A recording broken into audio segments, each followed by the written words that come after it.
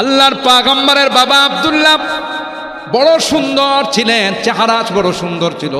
আব্দুল মুত্তালিবের ওই 11 সন্তানের মধ্যে সবচাইতে সুন্দর ছিল গো আমার পয়গম্বরের বাবা আব্দুল্লাহ।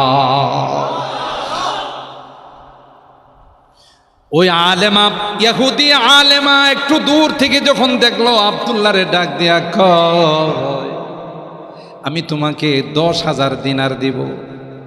তখনকার 10,000 দিনার এখন মিলিয়ন বিলিয়ন ডলার। তো কি জন্যে, তুমি কি আমারে বিয়ে করবানি? এই প্রস্তাব দেওয়ার জন্য আমি শুধু তোমাকে অফারটা দিলাম। আব্দুল্লাহ কয়, আমি তো একা কোনো সিদ্ধান্ত নিতে পারবো না, আমার মুরব্বীরা আছে, আমার বাবা আছে, আমার বংশের মানুষ আছে, তাদের পরামর্শ না করে আমি সিদ্ধান্ত নিতে পারবো না।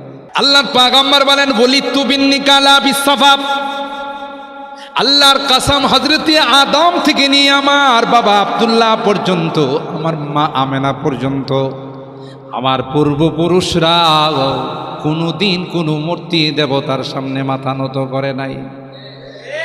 যারা আমার পূর্বপুরুষ এরা কোনোদিন শিরিক করে নাই। আর আমার পূর্বপুরুষের মধ্যে কোনোদিন জেনা ব্যভিচার ছিল না। আল্লাহ পাক আমাকে যেহেতু এই বংশে পাঠাবেন, এই জন্য আল্লাহ বাছাই করে তাদেরকে নির্দোষ করে সতীত্ব রক্ষা করে আল্লাহ আমার পর্যন্ত নিয়ে আসছেন। ওই ইহুদি আলেমাকে আব্দুল্লাহ যখন জবাব দিলেন, তখন ইহুদি আলেমা কর, ডোন্ট মাইন্ড, আপনি মাইন্ড কইরেন না, আমি কিন্তু আমার যৌবনের তাড়ায় আপনাকে বিয়ের প্রস্তাব দেই নাই গো। দূরের থেকে আপনার চেহারার দিকে তাকাইছিলাম। আসমানি কিতাব তাওরাত আমি পড়েছি, ওই তাওরাতের বর্ণনা অনুযায়ী বিশ্ব নবী যার ঘরে আসবে আপনার চেহারা দেখে মিলাইতেছিলাম গো, আপনার পেটে থেকে বিশ্ব নবী দুনিয়াতে আসবে।